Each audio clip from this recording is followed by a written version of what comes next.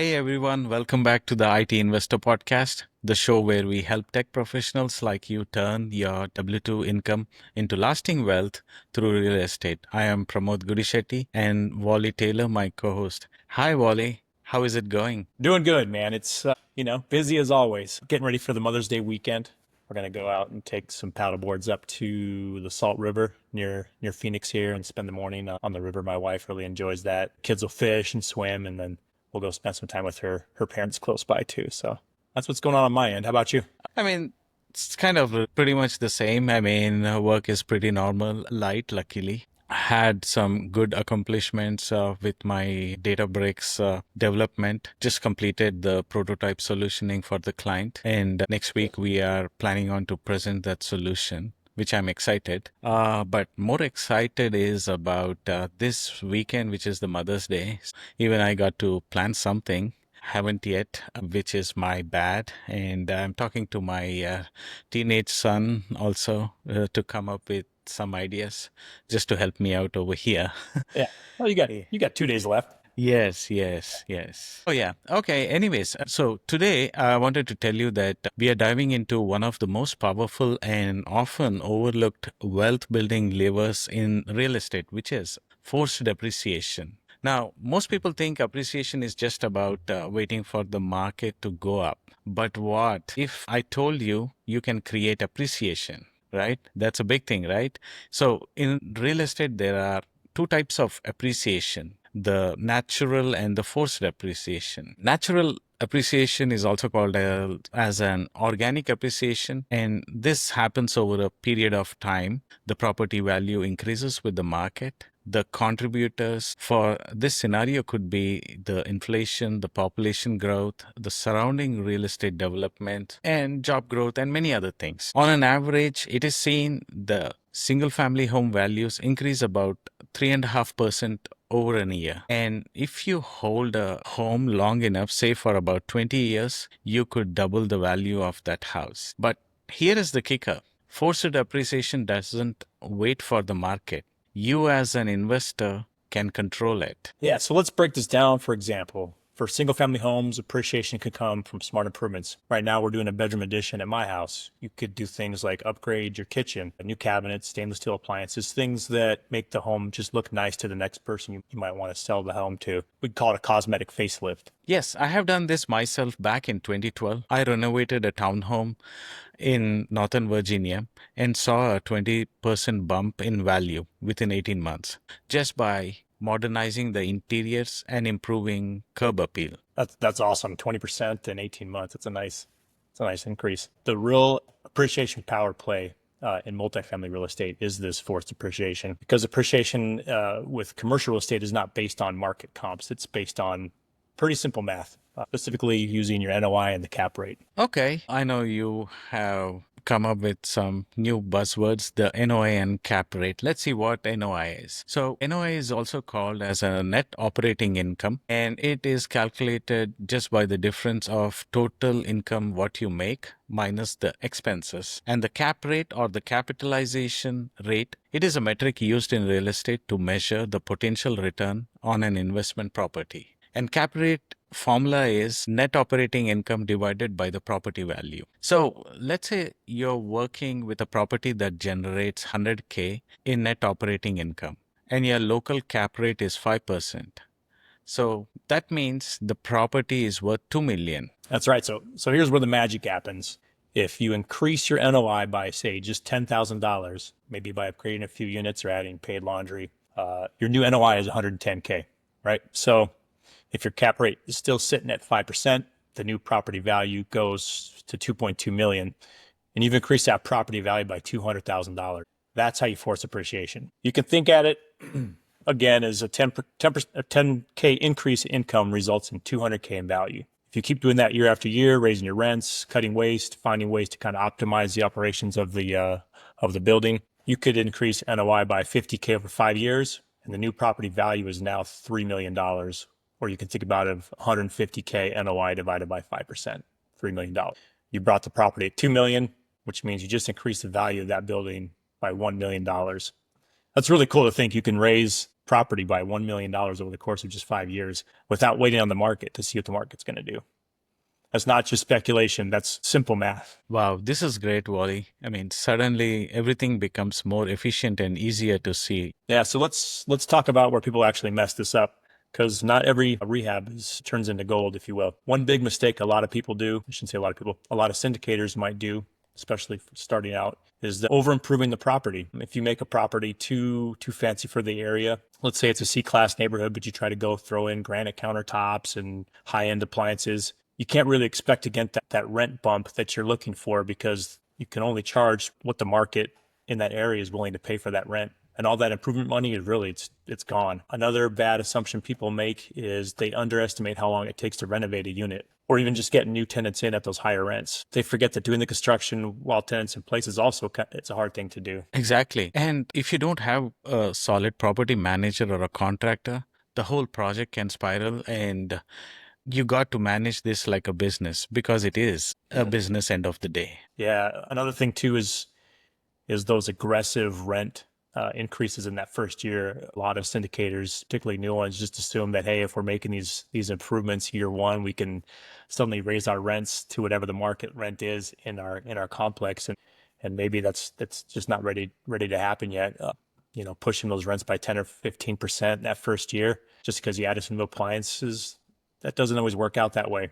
You also need to kind of pay attention to what's going on in your markets. Will your rent growth, does that match kind of the market absorption of new units that are coming on board? If there's already a high supply of units nearby, tenants, they're going to have options. If they don't like your rent increase, they can just move somewhere else. Just because CoStar says average rent in the zip code is $1,700 doesn't mean that your Class C property is going to pull that $1,700, that rent. Context really matters. Yes, that's right. And on top of that, aggressive rent increases can bring you into some legal troubles. So, for example, in LA, landlords have faced fines up to 50,000 for rent gouging during emergency periods. So, you got to know what your local rent control laws are and always stay compliant. The smarter move ease into rent bumps. You need to test the waters. You need to focus on retention of tenants while proving out the value add strategy. And overall, the long term win beats the short term vacancy every time. All right, Wally, let's make this real. I want to share a project I worked on.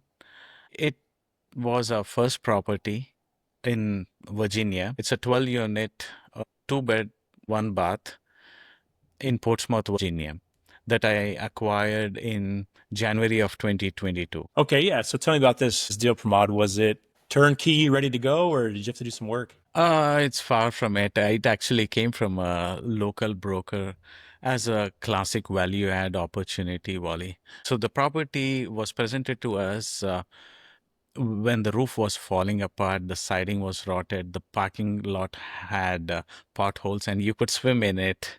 And get this, the property manager slash handyman was living in one of those units and leasing tenants without any background checks. The owner was out of state and he had no time. And unfortunately, he has put his confidence on this handyman slash property manager. That sounds like a nightmare. The kind of place where, I don't know, the spreadsheet screams danger, but the investor like yourself saw some opportunity maybe?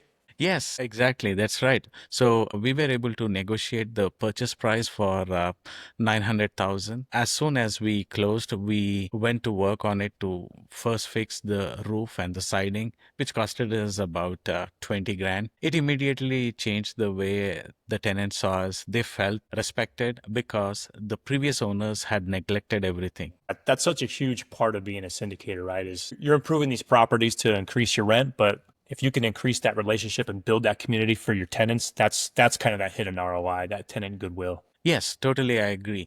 And we are committed always to our tenants to create a safe, healthy, and hygiene environment.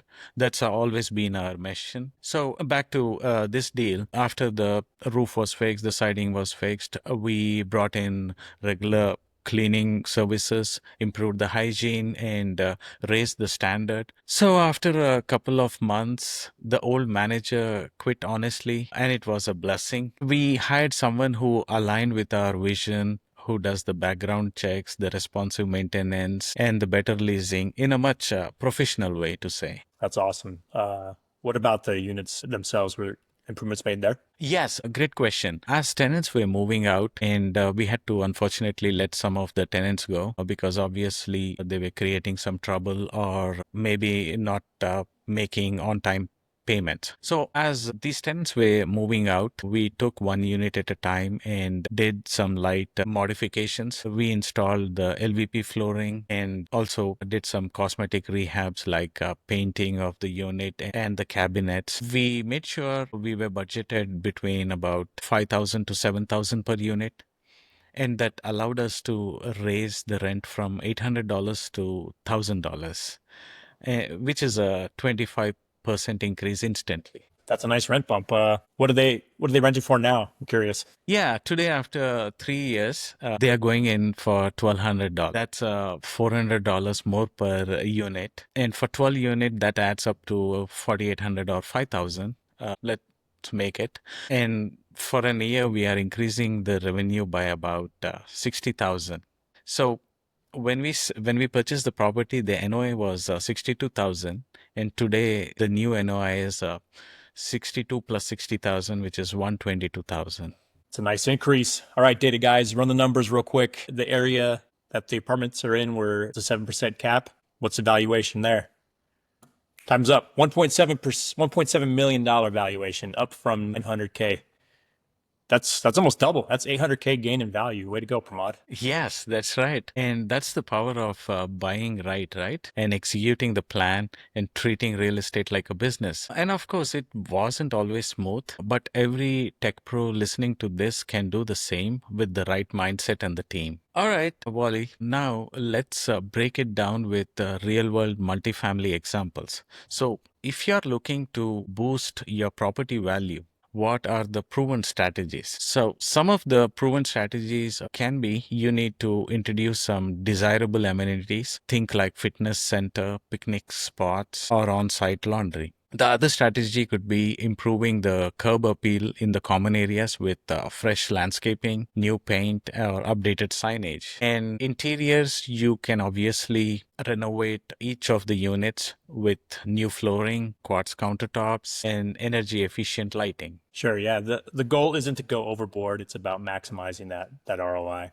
Sometimes just switching out your carpet to LVP can justify that $100 a month rental bump. Across 50 units, that's still 5K per month with new income, 60K a year. That's a good chunk. Divide that by a 5% cap rate, and you're looking at $1 million bump in property value. Exactly. Smart and savvy investors always walk in with an entry plan and an exit plan. They just don't hope for appreciation, they engineer it. All right, so let's compare single family appreciation with multifamily. Single family really just depends on the neighborhood comps you're in.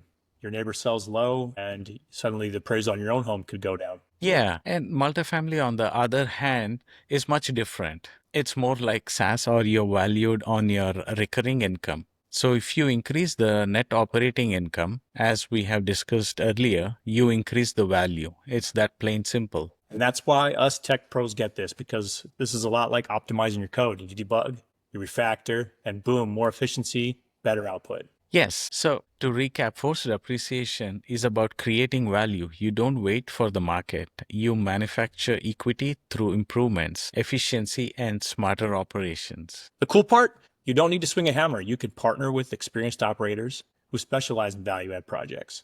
That's what syndications are all about. All right, listeners, if this episode sparked an idea, or if you're curious how to spot or invest in value add deal, connect with us. We are happy to help. And please don't forget to subscribe to the IT Investor Podcast. Leave us a review if you've learned something today, and share this episode with your fellow tech friends who are still betting all their chips on the stock market. Until next time, remember you can't always control the market, but you can control how you build wealth. Keep coding your way to cash flow. Thank you.